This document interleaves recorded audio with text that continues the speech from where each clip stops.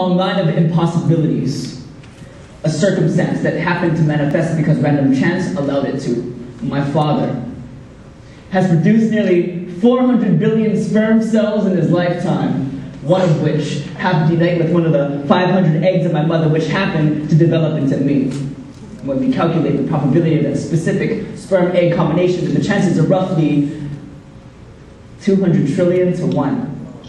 Because had it been a different month or a different day or a different egg or a different sperm, their child would have been similar, but he or she would have been a completely different entity, ultimately different from me. And even deeper, what are the chances that my parents would have had a child in the first place? That they could have fallen in love, that they could have met within their lifetimes with enough time to interact. I often wonder what brought them to make eye contact for the first time, leading to the next, and I don't have any of the answers, except to know that I've vowed to never pass up an opportunity to look someone in their eyes.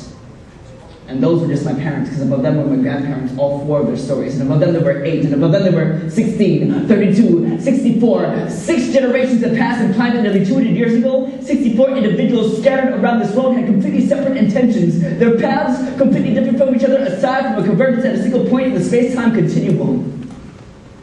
Me. Alright, fuck it, and my brothers.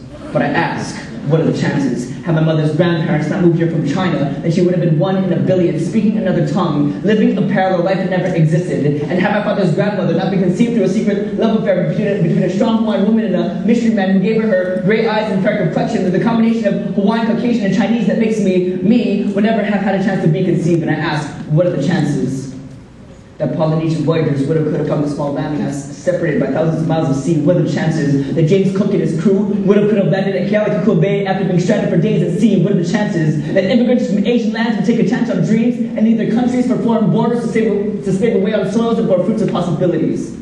I don't have any of the answers except to know that I vowed to never pass up an opportunity to understand someone else's culture.